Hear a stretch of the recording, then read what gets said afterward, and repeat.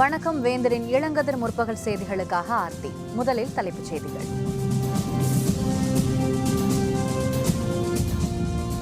முதல்வராக சசிகலா பதவியேற்பது தாமதமாகலாம். தில்லியில் சட்ட வல்லுநர்களுடன் ஆளுநர் ஆலோசனை.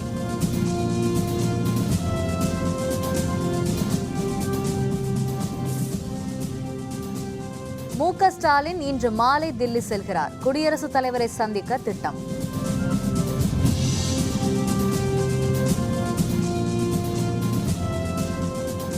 காவிரி நதிநீர் பங்கீடு தொடர்பான வழக்கு உச்சநீதிமன்றத்தில் இன்று முதல் தொடர் விசாரணை.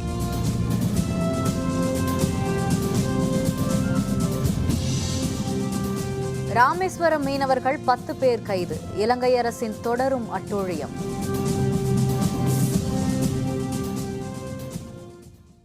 தமிழகத்தில் முதல்வராக சசிகலாவும் அவருடைய அமைச்சரவையும் பதவியேற்பதில் உள்ள சட்ட சிக்கல் தொடர்பாக சட்ட வல்லுநர்களுடன் ஆளுநர் வித்யாசாகர் ராவ் ஆலோசனை மேற்கொண்டுள்ளதாக தகவல்கள் தெரிவிக்கின்றன. அதிமுக எம்எல்ஏக்கள் கூட்டத்தில் சட்டப்பேரவை கட்சித் தலைவராக அதிமுக பொதுச் செயலர் சசிகலா தேர்ந்தெடுக்கப்பட்டார். இதனைத் தொடர்ந்து முதல்வர் பதவியை பன்னீர்செல்வம் ராஜினாமா செய்தார். இதனை ஏற்றுக்கொண்ட ஆளுநர் வித்யாசாகர் ராவ் மாற்று ஏற்பாடுகள் மேற்கொள்ளப்படும் வரை முதல்வர் பதவியில் நீடிக்குமாறு அறிவுறுத்தினார். புதிய முதல்வராக சசிகலா பதவியேற்பு விழாவிற்கான ஏற்பாடுகள் சென்னை பல்கலைக்கழக நூற்றாண்டு விழா அரங்கில் மேற்கொள்ளப்பட்டது. தில்லி சென்றுள்ள ஆளுநர் நேற்றிரவே சென்னை திரும்புவார் என எதிர்பார்க்கப்பட்டது. எனினும் தில்லியில் மத்திய உள்துறை அமைச்சர் ராஜ்நாத் சிங், சட்டத்துறை அமைச்சர் ரவிசங்கர் பிரசாத், மத்திய அரசின் மூத்த வழக்கறிஞர் உள்ளிட்டோருடன் ஆளுநர் ஆலோசனையில் ஈடுபட்டதாக தெரிகிறது. இதனையடுத்து ஆளுநரின் சென்னை வருகை ரத்து செய்யப்பட்டதால் சசிகலா முதல்வராக பதவியேற்கும் நிகழ்ச்சி ஒத்திவைக்கப்பட்டுள்ளது. பதவியேற்பு தாமதமாகலாம் என கூறப்படுகிறது.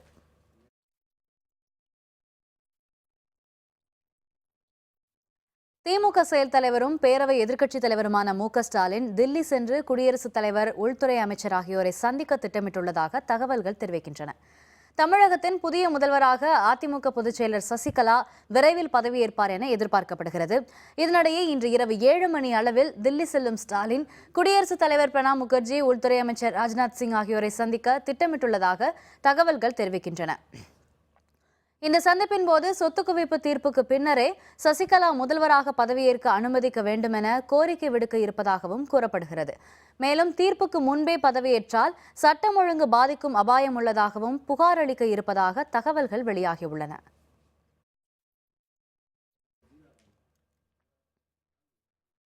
காவிரி நதிநீர் பங்கீடு தொடர்பான வழக்கு விசாரணை உச்சநீதிமன்றத்தில் இன்று முதல் நாள்தோறும் நடைபெறுகிறது. காவிரியிலிருந்து தமிழகத்திற்கு 2000 கன அடி நீரை கர்நாடக அரசு திறந்துவிட வேண்டும் என கடந்த ஆண்டு அக்டோபர் 18ஆம் தேதி உச்சநீதிமன்றம் உத்தரவு பிறப்பித்திருந்தது. இது தொடர்பான மனு உச்சநீதிமன்ற நீதிபதிகள் தீபக் மிஸ்ரா, அமித்வர் ராய், A.M. கான்வால்கர் ஆகியோர் அமர்வு முன் கடந்த மாதம் 5ஆம் தேதி விசாரணைக்கு வந்தது. அப்போது தமிழக அரசு சார்பில் ஆஜரான மூத்த வழக்குரைஞர் சேகர் நாப்தே உச்சநீதிமன்றத்தின் உத்தரவை கர்நாடக அரசு முழுமையாக நிறைவேற்றவில்லை என தெரிவித்தார். இந்த விவகாரத்தை விரைவாக விசாரிக்கும் வகையில் உச்சநீதிமன்றம் தொடர் விசாரணையை மேற்கொள்ள வேண்டும் என்றும் அவர் கேட்டுக்கொண்டார். இதற்கு மறுப்பு தெரிவித்த கர்நாடக அரசு தரப்பு வழக்கறிஞர் ஃபாலி எஸ் நாரிமன், பருவமழை பொய்த்து போனதற்கு தாங்கள் காரணம் அல்ல என தெரிவித்தார். அனைத்து தரப்பு வாதங்களை பதிவு செய்து கொண்ட நீதிபதிகள் பிப்ரவரி 7ஆம் தேதி முதல் 3 வாரங்களுக்கு நாள்தோறும் விசாரணை நடைபெறும் என உத்தரவிட்டனர். இதனையடுத்து காவிரி நதிநீர் பங்கீடு விவகாரம் தொடர்பாக இன்று பிற்பகல் 2 மணிக்கு விசாரணை தொடங்குகிறது.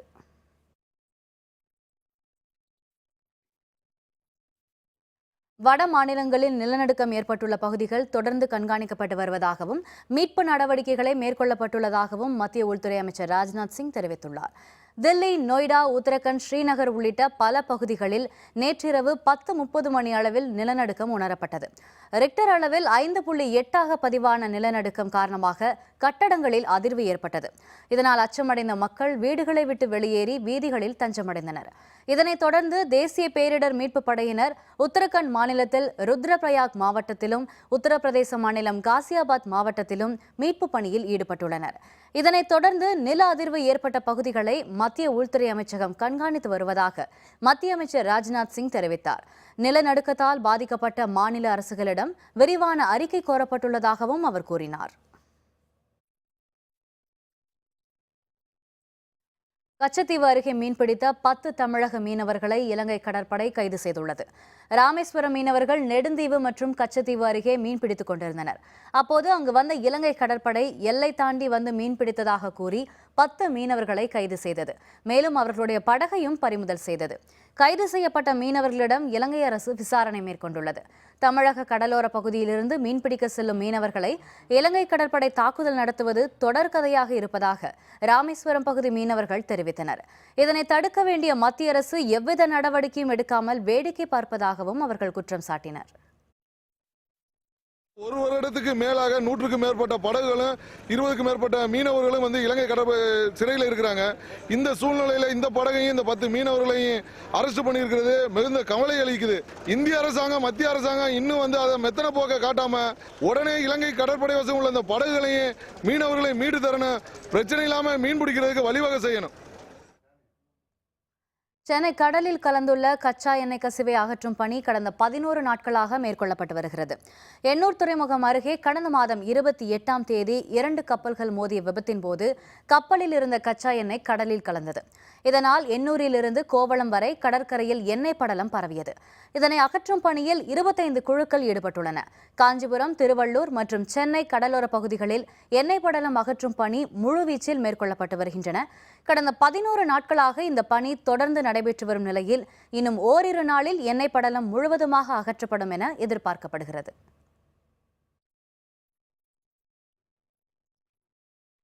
சொத்து குவிப்பு வழக்கில் ஜெயலலிதாவின் பெயரை நீக்கும் சிறப்பு மனுவை கர்நாடக அரசு உச்சநீதிமன்றத்தில் இன்று தாக்கல் செய்யவுள்ளது. மறைந்த முதல்வர் ஜெயலலிதா, சசிகலா, இளவரசி, சுதாகரன் ஆகியோர் சொத்து குவிப்பு வழக்கில் விடுதலை செய்யப்பட்டதை எதிர்த்து மேல்முறையீட்டு வழக்கு தாக்கல் செய்யப்பட்டது. இதனை உச்சநீதிமன்ற நீதிபதிகள் சந்திரகோஷ், அமிதவ் ராய் ஆகியோர் அமர்வு விசாரணை நடத்தியது. இந்த வழக்கில் அனைத்து தரப்பு வாதங்களும் கடந்த ஆண்டு ஜூன் மாதம் 1ஆம் தேதி நிறைவடைந்த நிலையில் வழக்கின் மீதான தீர்ப்பை நீதிபதிகள் தேதி குறிப்பிடாமல் ஒத்திவைத்தனர். சொத்து குவிப்பு வழக்கின் தீர்ப்பு தொடர்பாக கர்நாடக அரசு வழக்கறிஞரின் கேள்விக்கு பதிலளித்த நீதிபதிகள் ஒரு வாரத்தில் தீர்ப்பு வழங்கப்படும் என தெரிவித்தனர். இதனிடையே குற்றம் சாட்டப்பட்டிருந்த ஜெயலலிதா மரணமடைந்துவிட்ட நிலையில் இதனை முறைப்படி உச்சநீதிமன்றத்துக்கு தெரிவிக்க கர்நாடகம் இன்று சிறப்பு மனு ஒன்றை தாக்கல் செய்யவுள்ளது. ஜெயலலிதாவின் பெயரை வழக்கிலிருந்து நீக்கும்படி அதில் கோரப்பட உள்ளது.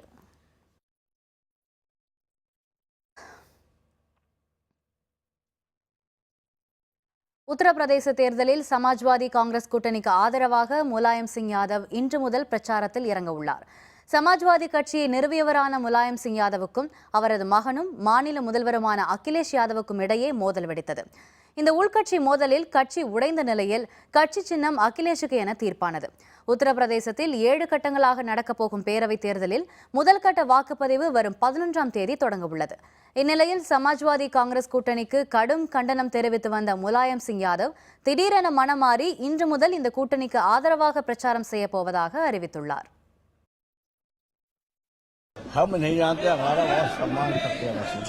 अरे पार्टी में भी सम्मान ही है, पार्टी का प्रचार क्यों नहीं करेंगे? फाल यादव कैसे बनाएगा? जो हमसे बात नहीं होगी, पार्टी से बात नहीं होगी, जनता तय कर देगी। लूटा है तो सजा देगी, नहीं लूटा है तो जिताएगी।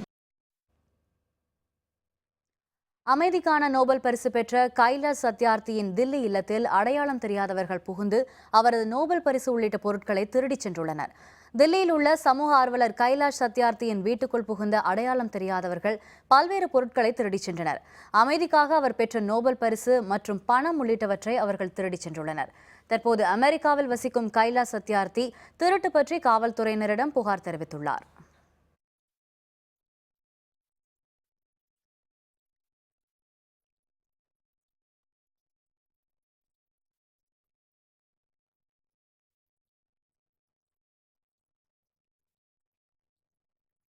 அதிமுக மூத்த தலைவரும் சட்டப்பேரவை முன்னாள் தலைவருமான PH பாண்டியன் சென்னையில் செய்தியாளர்களை சந்தித்து வருகிறார்.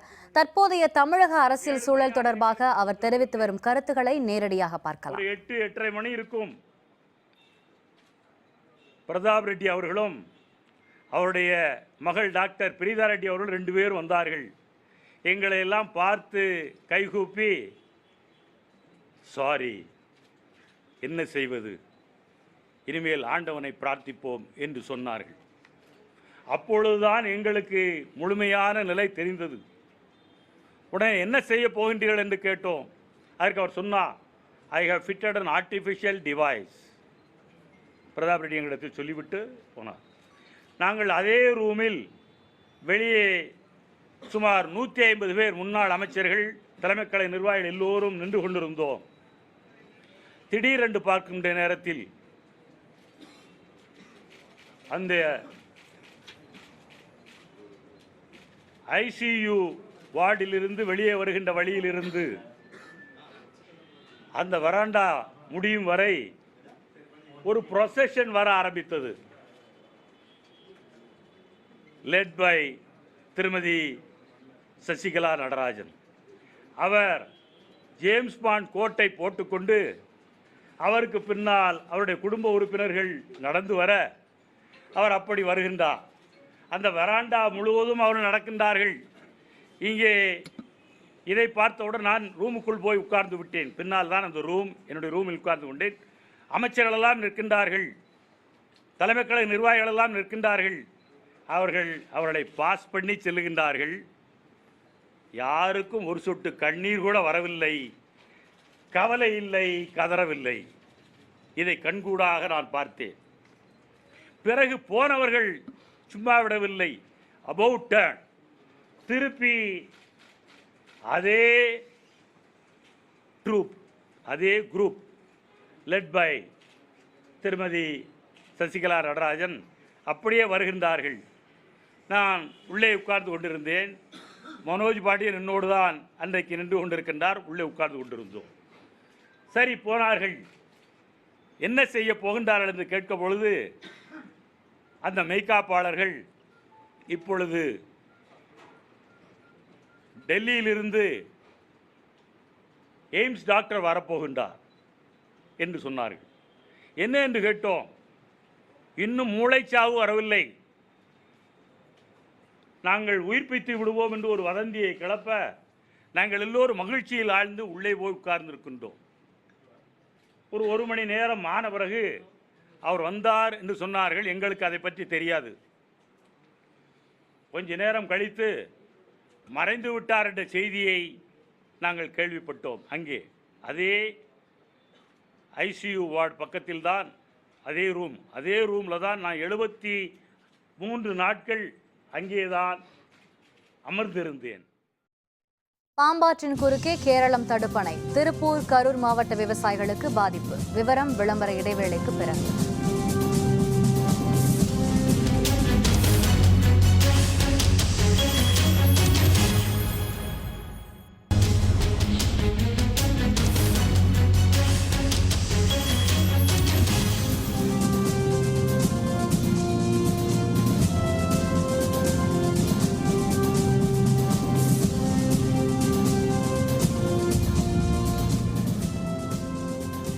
செய்திகள் தொடர்கின்றன.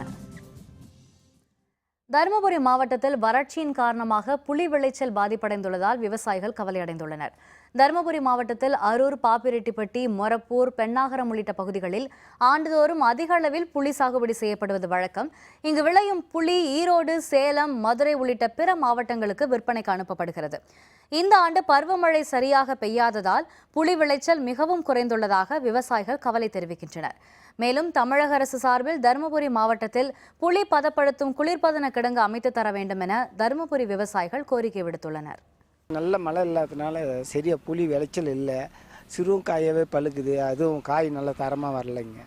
விளைச்சல் நல்லா இல்லை. நல்லா மழை இருந்தால் தானே காப்பு நல்லா இருக்கும், பழமும் நல்லா இருக்கும், உள்றதுக்கு விலையும் கூடுதலாக போகும். அதிகமாக புளி விளைச்சல் இடம் இல்லை. அதனால் கவர்மெண்ட்டை பார்த்து ஏசி குடோன் இது கவர்மெண்ட்லேயே கட்டி வச்சாங்கன்னா பதப்படுத்தி வைக்கிறதுக்கு நல்லா இருக்குங்க. மழை இல்லாததுனால இந்த வருஷம் புளி விளைச்சல் பாதிப்பு தாங்க. ராமநாதபுரம் மாவட்டம் தனுஷ்கோடி கடற்கரையில் ஆமை குஞ்சுகள் வனத்துறையினரால் பாதுகாப்பாக கடலில் விடப்பட்டன. ராமநாதபுரம் மாவட்டம் மன்னார் வளைகுடா கடல் பகுதியில் பச்சை, பெருந்தலை, தோணி உள்ளிட்ட பல வகை ஆமைகள் அதிக அளவு காணப்படுகின்றன. ராமேஸ்வரம் அடுத்துள்ள முகுந்தராய சத்திரம் கடல் பகுதியில் ஆண்டுதோறும் டிசம்பர் முதல் ஏப்ரல் மாதம் வரை கடற்கரை ஓரத்தில் ஆமைகள் முட்டையிட்டு குஞ்சு பொரிக்கின்றன. தற்போது வனத்துறை அலுவலர்களால் சேகரிக்கப்பட்ட 98 ஆமை முட்டைகளில் இருந்து பொரிக்கப்பட்ட 83 ஆமைகளை வனத்துறையினர் பாதுகாப்பாக கடலில் விட்டனர். மேலும் பாதுகாக்கப்பட்டுள்ள ஆமை முட்டைகளில் சுமார் 4500க்கும் அதிகமான ஆமை குஞ்சுகள் பொரிக்கும் என வனத்துறை அலுவலர்கள் தெரிவித்தனர். டிசம்பர் டு மார்ச் வரைக்கும் இந்த 4 மாதங்கள் தான் ஆமைகள் வந்து முட்டையிடுவதற்காக நம்ம கடற்கரை ஓரத்தை தேடி வருது. ஏறக்குறைய ஒரு 5 வகையான ஆமைகள் இருக்குது. இதில் முக்கியமாக இந்த சித்தாமை மற்றும் பச்சாமை இந்த 2 வகைகள் தான் வந்து ரொம்ப அதிகமாக நம்ம கடற்கரை ஓரத்தை தேடி வருது. இதற்காக ஆமை முட்டைக்கான சிறப்பு காவலர்களை வந்து நாங்கள் நியமிச்சிருக்கோம். இது ரொம்ப வெற்றிகரமாக போயிட்டுருக்கு. சென்ற வருடம் எடுத்ததை விட இந்த முறை அதிகமான முட்டைகள் எடுத்திருக்குது அப்படிங்கிறது எங்களுடைய புள்ளிவிவரம் தெரிவிக்குது. நீலகிரி மாவட்டம் கூடலூர் அருகே விவசாய தோட்டத்தில் 2 சுவர்களுக்கு இடையே சிக்கி தவித்த பெண் யானையை வனத்துறையினர் பத்திரமாக மீட்டு காட்டுக்குள் அனுப்பி வைத்தனர். கூடலூர் அருகே போஸ்பெரா மச்சிக்கொல்லி கிராமம் உள்ளது. இங்கே தனியார் தோட்டம் ஒன்றில் அதிகாலை நேரம் குட்டியுடன் மேய்ச்சலுக்கு வந்த யானை கால் சறுக்கி மண் சுவருக்கு இடையே சிக்கி தவித்தது. உயிருக்கு போராடி கொண்டிருந்த யானை பற்றி வனத்துறையினருக்கு அந்த பகுதி மக்கள் தகவல் அளித்தனர். அங்கு வந்த வனத்துறையினர் குட்டி யானையை அங்கிருந்து அப்புறப்படுத்தி பின்னர் JCB இயந்திரத்தின் உதவியுடன் 10 மணி நேர போராட்டத்துக்கு பின் தாய் யானையை மீட்டனர். பின்னர் 2 யானைகளும் காட்டுக்குள் சென்றன.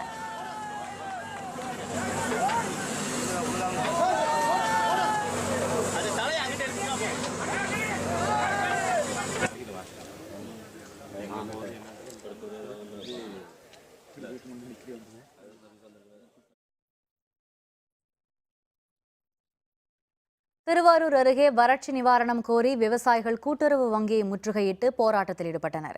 திருவாரூர் அருகே கள்ளிக்குடி கிராமத்தில் விவசாயிகள் பல்வேறு கோரிக்கைகளை வலியுறுத்தி போராட்டம் நடத்தினர். வறட்சி பாதிப்புக்கு அறிவித்துள்ள நிவாரணம் போதாது என்றும் இறந்த அனைத்து விவசாயிகள் குடும்பங்களுக்கும் இழப்பீடு வழங்க நடவடிக்கை எடுக்க வேண்டும் என்றும் போராட்டத்தில் ஈடுபட்டனர். கள்ளிக்குடியில் அமைந்துள்ள தொடக்க வேளாண்மை கூட்டுறவு வங்கியை முற்றுகையிட்ட விவசாயிகள் முழக்கங்களை எழுப்பினர். வறட்சி பாதித்து பல மாதங்களாகியும் இதுவரை வறட்சி நிவாரணம் வழங்கப்படவில்லை. தமிழக அரசு அறிவித்துள்ள வறட்சி நிவாரணமும் எங்களுக்கு போதியதாக இல்லை. அதையும் கூட்டி அறிவிக்க வேண்டும். அறிவித்தவுடன் போர்க்கால அடிப்படையில் விவசாயிகளுக்கு கிடைக்க ஏற்பாடு செய்ய வேண்டும். இந்த கோரிக்கைகளை எல்லாம் வலியுறுத்தி இன்று இந்த கள்ளிக்குடி கூட்டுறவு கடன் சங்கம் முன்பு நாங்கள் முற்றுகை போராட்டத்தில் ஈடுபட்டுள்ளோம். பெரம்பலூர் அருகே லாரியும் ஜீப்பும் நேருக்கு நேர் மோதிய விபத்தில் வேலூர் மாவட்டத்தைச் சேர்ந்த கூலி தொழிலாளர்கள் 4 பேர் உயிரிழந்தனர். 8 பேர் படுகாயங்களோடு மருத்துவமனையில் அனுமதிக்கப்பட்டுள்ளனர். வேலூர் மாவட்டம் நெமிலி தாலுகா ரெங்காபுரம் பகுதியைச் சேர்ந்த கூலி தொழிலாளர்கள் 10 பேர் நேற்றிரவு மதுரைக்கு ஜீப்பில் சென்று கொண்டிருந்தனர். நள்ளிரவு 2 மணி அளவில் ஜீப் பெரம்பலூரை அடுத்த பாடாலூர் அருகே வந்து கொண்டிருந்த போது ஓட்டுநரின் கட்டுப்பாட்டை மீறி சாலையின் தடுப்புச் சுவரை தாண்டி சென்றது. எதிரே சென்னை நோக்கி வந்து கொண்டிருந்த லாரி மீது மோதி விபத்துக்குள்ளானது. இந்த விபத்தில் ஜீப்பில் சென்ற கூலி தொழிலாளர்கள் 4 பேர் அதே இடத்தில் பலியாகினர். விபத்தில் படுகாயமுற்ற லாரி ஓட்டுநர் உள்ளிட்ட 8 பேர் பெரம்பலூர் அரசு மருத்துவமனையில் சிகிச்சைக்காக அனுமதிக்கப்பட்டுள்ளனர்.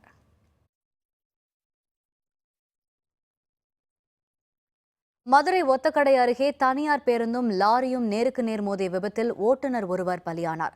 19 பேர் படுகாயமுற்ற நிலையில் மருத்துவமனையில் அனுமதிக்கப்பட்டுள்ளனர். கோவில்பட்டியிலிருந்து சென்னை நோக்கி சென்று கொண்டிருந்த தனியார் பேருந்து ஒன்றும் மேலூரிலிருந்து மதுரை நோக்கி வந்து கொண்டிருந்த லாரி ஒன்றும் மதுரை ஒத்தக்கடை அருகே நேருக்கு நேர் மோதி விபத்திற்குள்ளானது. இந்த விபத்தில் லாரியின் ஓட்டுநர் கணேசன் அந்த இடத்திலேயே பலியானார். கிளீனர் மணிமாறன் மற்றும் பேருந்து ஓட்டுநர் நடத்துனர் உட்பட பேருந்தில் பயணம் செய்த 19 பேர் காயமுற்றனர். அவர்கள் அரசு மற்றும் தனியார் மருத்துவமனைகளில் சிகிச்சைக்காக அனுமதிக்கப்பட்டுள்ளனர். விபத்தில் காயமடைந்தவர்களை மதுரை மாவட்ட ஆட்சியர் வீரராகவராவ் நேரில் சந்தித்து ஆறுதல் கூறினார். தஞ்சாவூர் உள்ளிட்ட டெல்டா மாவட்டங்களில் கடும் வறட்சி காரணமாக அரிசி விலை கடுமையாக உயர்ந்துள்ளது. காவிரி டெல்டா மாவட்டங்களில் கடந்த 5 ஆண்டுகளாக குறுவை சாகுபடி பாதிக்கப்பட்ட நிலையில் இந்த ஆண்டு சம்பா பயிரும் பாதிக்கப்பட்டுள்ளது. இதன் காரணமாக போதிய நெல் அறுவடை செய்யப்படாததால் கிடைக்கும் அரிசியின் அளவு குறைந்துள்ளது. மற்ற மாவட்டங்களுக்கு போதிய அளவுக்கு அரிசி அனுப்பி வைக்க முடியாத நிலையில் தஞ்சாவூர் உள்ளிட்ட காவிரி டெல்டா மாவட்டங்களிலும் அரிசி விலை கடுமையாக உயர்ந்துள்ளது. கடந்த வாரம் 1200 ரூபாய்க்கு விற்பனை செய்யப்பட்ட 25 கிலோ பொன்னி அரிசி மூட்டை தற்போது 1350 ரூபாய்க்கு விற்பனையாகிறது. இதேபோன்று 750 ரூபாய்க்கு விற்பனை செய்யப்பட்ட 25 கிலோ சிறு பொன்னி அரிசி 825 ரூபாயாக விலை உயர்ந்துள்ளது. டெல்டா மாவட்டங்களில் நெல் விளைச்சல் பாதிக்கப்பட்டதாலும் வெளி மாநிலங்களிலிருந்து வரும் அரிசி வரத்து குறைந்ததாலும் அரிசி விலை கடுமையாக உயர்ந்துள்ளது. அரிசி விலை உயர்வை தடுக்கும் வகையில் தமிழக அரசு உரிய நடவடிக்கை எடுக்க வேண்டும் என்று விவசாயிகளும் அரிசி வணிகர்களும் கோரிக்கை விடுத்துள்ளனர். 45 ரூபா அரிசி வாங்கிட்டு இருக்காங்க. இப்போ 50 ரூபா விலை வச்சா நாங்கள் என்ன விலைக்கு வாங்க முடியும்? இப்போ இப்போ 5 கிலோ தான் வாங்குகிறோம். ஒரு மூட்டை எடுக்கிற 2 மூட்டை எடுக்கிறதுல இப்போ 5 கிலோ தான் வாங்குகிறோம். விலை குறைச்சாதான் நாங்களும் வாங்க முடியும், இல்லைன்னா அரிசி இல்லாமல் என்ன பண்ண முடியும்? தமிழ்நாட்டில் பற்றாக்குறையாலையும் சரியான விளைச்சல் இல்லாதாலையும் நெல் வெளியிலிருந்து வரக்கூடிய கட்டாயத்தில் இருக்குது. அதனால் ஒவ்வொரு கிலோவுக்கும் 4 ரூபாயிலேருந்து 5 ரூபாய்க்கு கூடியிருக்கு. அரசு கவனத்தில் கொண்டு இதுக்கு முன்னேற்பாடுகளை வர்ற காலங்களுக்கான நிலைமைகளை கருத்தில் கொண்டு நடவடிக்கை எடுத்துக்கணும். அமராவதி அணையின் முக்கிய நீர்வரத்து ஆதாரமாக உள்ள பாம்பாற்றின் குறுக்கே கேரளம் கட்டி வரும் தடுப்பணையால் திருப்பூர், கரூர் மாவட்டங்கள் பெரும் பாதிப்பை சந்திக்கும் நிலை ஏற்பட்டுள்ளது. இதுபற்றி இன்றைய வேந்தர் சிறப்பு செய்தியில். உடுமலை அருகே உள்ள அமராவதி அணையின் முக்கிய நீர்வரத்தாக உள்ள பாம்பாற்றின் குறுக்கே கேரள மாநிலம் இடுக்கி மாவட்டம் பட்டிச்சேரி பகுதியில் புதிதாக தடுப்பணை கட்டும் பணிகளில் கேரளம் ஈடுபட்டுள்ளது. ஏற்கனவே 4 மீட்டர் உயரத்தில் தடுப்பணை கட்டப்பட்டிருக்கும் நிலையில் அதன் அருகிலேயே மற்றொரு தடுப்பணை 20 மீட்டர் உயரத்தில் கட்டப்படுகிறது. 28 கோடி ரூபாய் செலவில் கட்டப்படும் புதிய தடுப்பணையால் 3 TMC அளவுக்கு தண்ணீரை தேக்கி வைக்க முடியும். இதன் காரணமாக அமராவதி அணைக்கான நீர்வரத்து குறையும் அபாயம் ஏற்பட்டுள்ளது. ஆயிரக்கணக்கான கிராமங்கள் பயன்பெறுகிற வகையிலே 150க்கும் மேற்பட்ட கூட்டு குடிநீர் திட்டங்கள் எல்லாம் இந்த அமராவதி அணையின் மூலமாக பயன்பெற்று வருகிறது. அமராவதிக்கு வருகின்ற 4 TMC தண்ணீரில் 3 TMC தண்ணீரை அவர்களே நிறுத்துகின்ற அளவிற்கு அந்த அணையினுடைய வேலைகள் துரிதமாக நடைபெற்றுக் கொண்டிருக்கிறது. தமிழக அரசாங்கம் ஒரு நடவடிக்கை எடுக்கவில்லை என்றால் பாலாற்றுக்கு என்ன நிலைமை ஏற்பட்டிருக்கிறதோ அதுதான் அமராவதிக்கும் ஏற்பட்ட நிலைமை இருக்கிறது. அதற்கான நடவடிக்கை எடுக்க வேண்டும் என்று விவசாயிகள் சார்பாக கேட்டுக்கொள்கின்றோம்.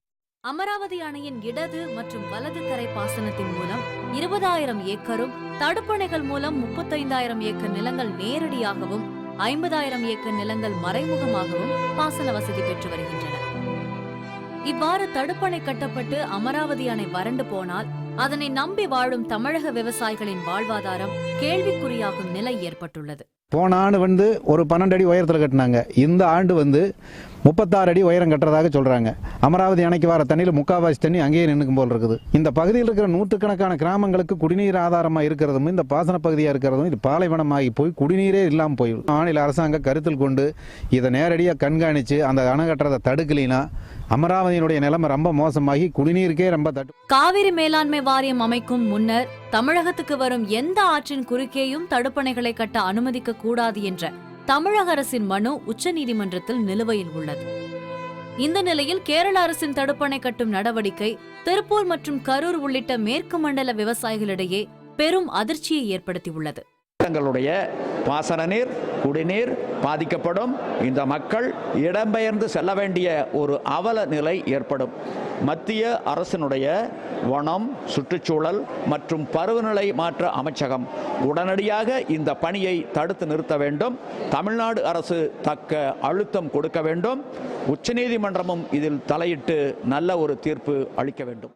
இதனை தடுத்து நிறுத்த தமிழக அரசு உரிய நடவடிக்கை எடுக்க வேண்டும் என்று விவசாயிகள் உள்ளிட்ட மக்கள் கோரிக்கை விடுக்கின்றனர். வேந்தர் செய்திகளுக்காக திருப்பூரிலிருந்து செய்தியாளர் சிவகிருஷ்ணன். கொலம்பியாவில் புரட்சி படையினருடன் பேச்சுவார்த்தை, ராணுவ வீரர் உள்பட 2 விடுவிப்பு. விவரம் விளம்பர இடைவேளைக்கு பிறகு.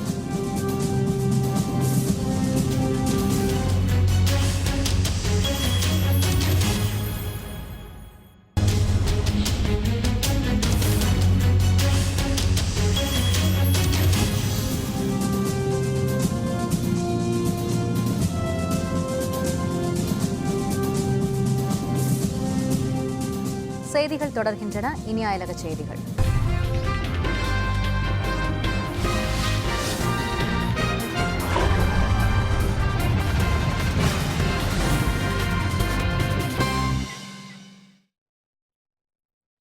கொலம்பியாவில் தேசிய விடுதலை படையினருடன் அமைதி பேச்சு நடத்த அரசு தரப்பில் ஒப்புதல் தெரிவித்துள்ள நிலையில் ராணுவ வீரர் உள்ளிட்ட 2 பிணை கைதிகள் விடுவிக்கப்பட்டனர். கொலம்பியாவின் 2வது பெரிய புரட்சி இயக்கமான தேசிய விடுதலை படையுடன் அமைதி பேச்சுவார்த்தை நடத்துவதென அந்நாட்டு அரசு தீர்மானித்துள்ளது. பேச்சுவார்த்தை நடைபெற இருக்கும் நிலையில் சிறைபிடிக்கப்பட்ட பிணை கைதிகளை விடுவிக்க வேண்டும் என்ற கோரிக்கை முன்வைக்கப்பட்டது.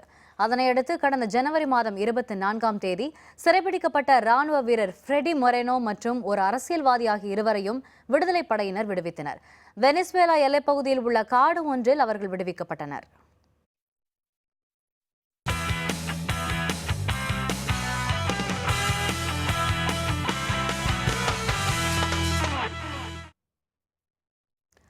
டேவிஸ் கோப்பை டென்னிஸ் போட்டியில் அர்ஜென்டினா வீரருடன் விளையாடி வெற்றி பெற்ற இத்தாலி வீரர் காலிறுதி சுற்றுக்கு முன்னேறியுள்ளார். அர்ஜென்டினாவின் போனஸ் ஐரஸ் நகரில் டேவிஸ் கோப்பை டென்னிஸ் போட்டியின் காலிறுதிக்கு முந்தைய போட்டி நடைபெற்றது. போட்டியில் அர்ஜென்டினாவின் குயிடோ ஃபெல்லாவும் இத்தாலியின் ஃபெபியோ ஃபாக்னினியும் விளையாடினர். பரபரப்பாக நடைபெற்ற ஆட்டத்தில் 2-6, 4-6, 6-3, 6-4, 6-2 என்ற செட்டுகளில் இத்தாலியின் ஃபெபியோ ஃபாக்னினி வெற்றி பெற்றார். இதனையடுத்து போட்டியின் காலிறுதி சுற்றுக்கு அவர் முன்னேறினார். இந்த போட்டியை அர்ஜென்டினாவின் பிரபல கால்பந்து வீரர் மாரடோனா உள்ளிட்டோர் பார்த்து ரசித்தனர். மீண்டும் தலைப்புச் செய்திகள்.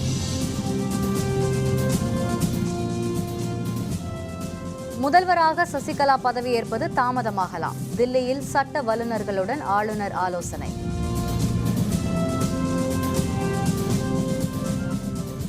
மு.க. ஸ்டாலின் இன்று மாலை தில்லி செல்கிறார். குடியரசுத் தலைவரை சந்திக்க திட்டம்.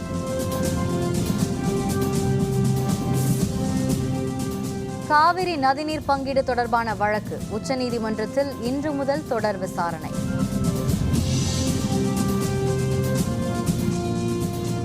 ராமேஸ்வரம் மீனவர்கள் 10 பேர் கைது. இலங்கை அரசின் தொடரும் அட்டூழியம்.